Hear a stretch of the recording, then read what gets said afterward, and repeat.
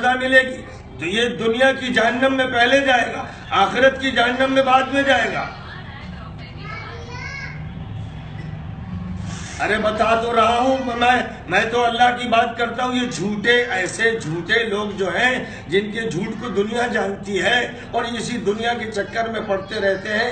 مجھے سعودی عرب نہیں خرید سکا، کویت نہیں خرید سکا، دبئی ابو ظبی نہیں خرید سکا، یہ بھیکاری خریدے گا؟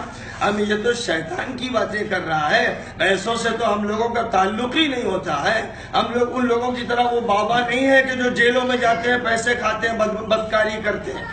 ہم لوگوں کا کام سیدھا سادہ اللہ کا کام، انسانیت کا کام۔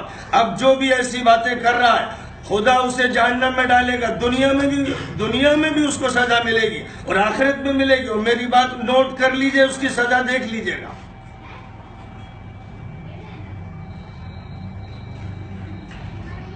نہیں میں سننا نہیں چاہتا، میں ایسے حقیر لوگوں کی بات، شیطانوں کی بات سننا نہیں چاہتا۔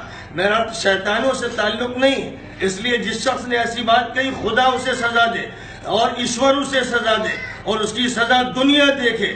میں دنیا سے عبرتناک سزا چاہتا ہوں کہ اللہ اس کو دنیا میں عبرتناک سزا دے۔ ایسے مجرم انسانوں کو اللہ ہی سزا دے گا۔